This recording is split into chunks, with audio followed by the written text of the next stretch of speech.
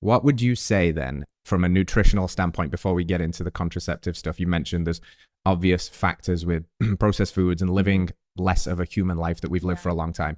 What are some of the biggest elephants in the room here around nutritional inadequacies and specifically as it's kind of given, the information is given to women from a hormonal perspective or a reproductive health perspective? Yeah, I think we have a lot of reliance on processed foods. So things that are so far removed from the actual food that we're not only not getting the nutrients that the original food supplied, but we're also getting a lot of things in there that take nutrients from us, whether it's from creating a state of inflammation, so we're sapping resources, or maybe there's some actual compounds in there that are binding to important resources that we don't get. So the net is we lose nutrients. And we talked about the idea of creating safety in the body to create fertility. If we don't have nutrients to manufacture hormones and neurotransmitters, we don't feel safe. So I think the processed foods thing, the really crappy oils that are used everywhere is a big problem, in particular with the hormone conversation, because we manufacture hormones from cholesterol, from fat. I think the leaning toward plant-based eating, which is for some reason commonly targeted towards women. I was having a conversation with some friends about this recently, and for some reason when people learn I'm a dietitian, they're like, oh, so you don't eat meat. I'm like, where did this come from? So there's this connotation that plant-based eating is healthier. And I think a lot of women fall into that state where they're like, maybe I'll skip the steak and I'm going to choose tofu or, something that's lighter or something that's more feminine for some reason. So we end up taking someone that has a great nutrient requirement, especially if procreation is a goal, and we've given them foods that don't have nutrients that are readily available. It's so interesting that point you made about meat being almost masculinized, and it's not like woman-like to eat a steak. It's funny because I'm recalling one of my very first dates with my now wife, and she took me as the English person in America to Texas Roadhouse, where she ordered a what's the big soppy ribeye, cooked rare, and ate that steak, and I was like, I'm into this. This is cool. She's the one. So, but it's so funny. You're right. This growing trend or this growing popularity and pull to, the plant-based movement is, as we know, devoid of many of the key micronutrients. It usually skews macronutrients in an unfavorable way. And you mentioned a huge issue of these seed oils. And I'm curious because you mentioned a big word, the hormones. And in female physiology, on all physiology, it's important, but female hormones, I think, are very misunderstood, and how they're built on things like cholesterol, another big, fear-mongering word, but that's surely bad, isn't it? And saturated fat, surely bad. So why don't you give us the kind of high-level perspective of the female hormones like estrogen, progesterone, testosterone even, and, kind of like a segue into the nutritional backbone of these? Sure.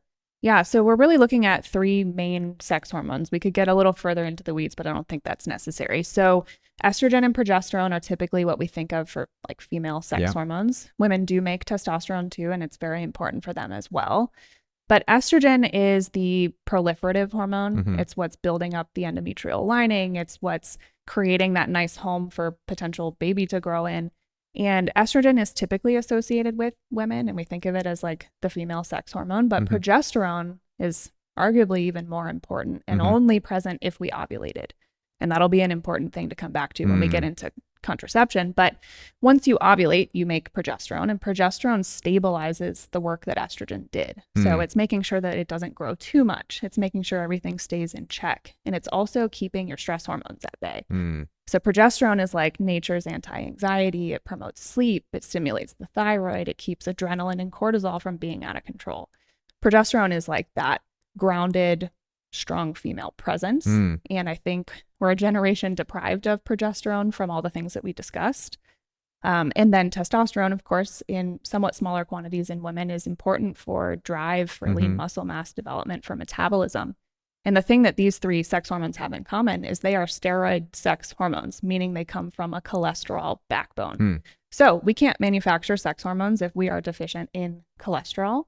And it's something that we look at in our clients when we do blood work, is we look at, of course, a lipid panel. And you're typically told only information about cholesterol being too high. And everything else gets a gold star.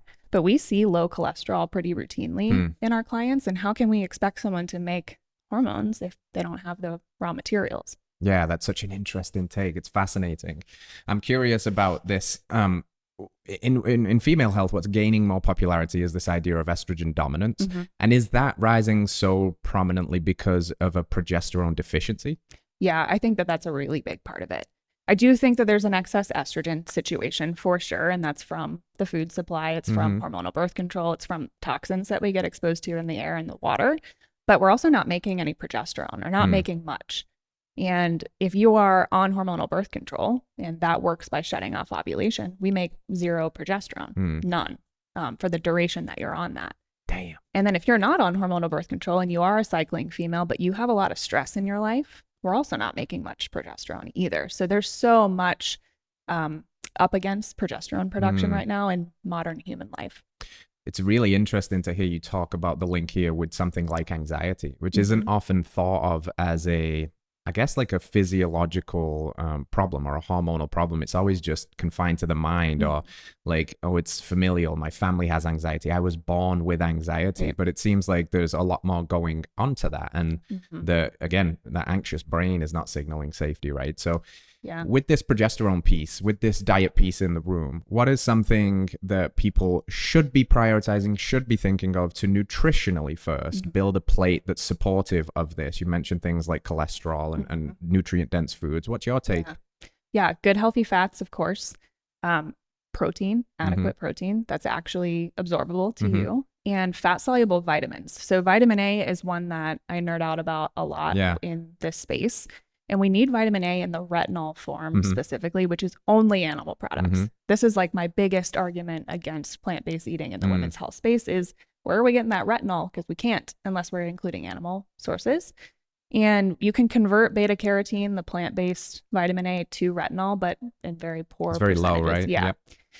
So we need those fat-soluble vitamins. We need adequate bioavailable protein. We need enough fats. And then we need enough carbohydrate in our diet too. And that's part of minimizing the stress, minimizing the cortisol and adrenaline that we tend to ride on if we've got low blood sugar. So a good like macro balanced meal made up of real foods and animal products. Yeah, that's a good evolution of more of this animal-based approach now, which stemmed originally from a carnivore standpoint, which was very protein and fat-centric, but very much kind of like in the war against carbs world, and seeing that there's long-term consequences of that, right? I mean, we could look at evolution and make an argument that for certain periods of time, we would be in deep ketosis forced from fasting or from an inability to access fruits. But this piece, again, of stress and scarcity, if you are constantly carb restricted all the time and running stressful pathways like gluconeogenesis, breaking down muscle tissue, it's not signaling abundance. So I like this more balanced take. It sounds kind of like what you're describing in terms of protein and nutrient-dense food, vitamin A. We're no big fans of liver here. It's almost sounding like the animal-based diet wouldn't be too far away from something like your framework. Absolutely. And another big piece of that is choosing foods that provide nutrients in a very easy to digest format. You know, if we are limited on time with a client and we're trying to restore fertility, we need to make sure that the foods that they're eating are readily usable to them. And we're not having to put a bunch of work on the digestive tract here that shouldn't be there, especially because your average human stress level is a lot higher than it should be. Yes. So we're not digesting very well when we're stressed.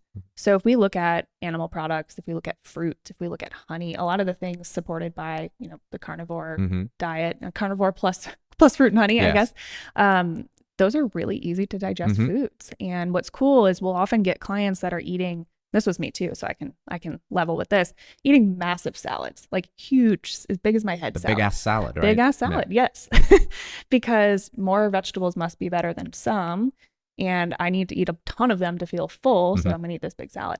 So we'll go from that to a lot less vegetables, bringing in some fresh fruit, which a lot of times had been cut out because we were scared of carbs for so many decades. And it's like an instantaneous change in energy and digestion. Yeah. Because now we're actually getting these nutrients and we're not putting a ton of fiber into the digestive tract and hoping for the best while we're stressed. Yeah.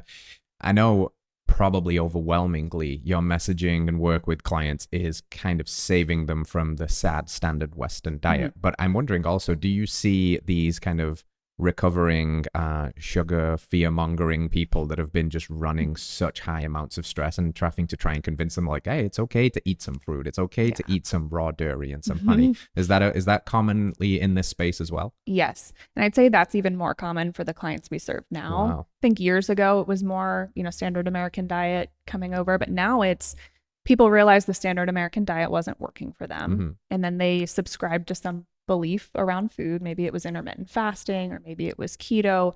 And then they just hardcore went there and stayed. Yeah. And there's application for these. This is potent medicine. I think that there's a time and place, but at least my understanding of the very limited research we have on women is this isn't a long-term fit and not always a fit.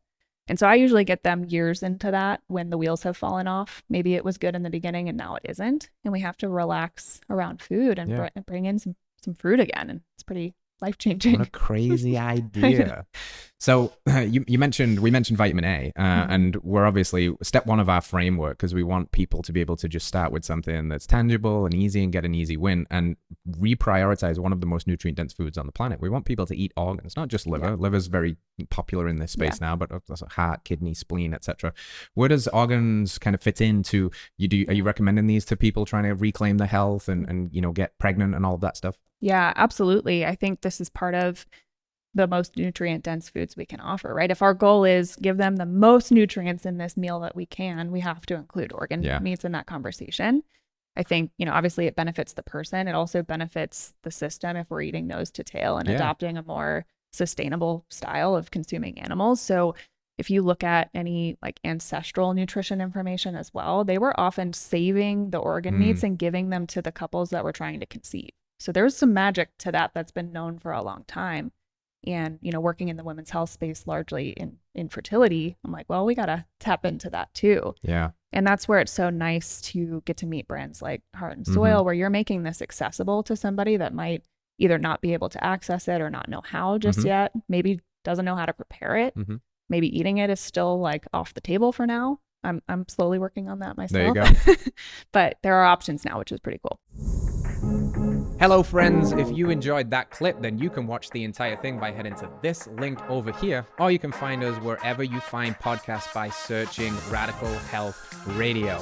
If there's value here, please hit that like button, let us know in a comment what your biggest takeaway was, and hit subscribe. Support the show as we support you. We'll see you soon.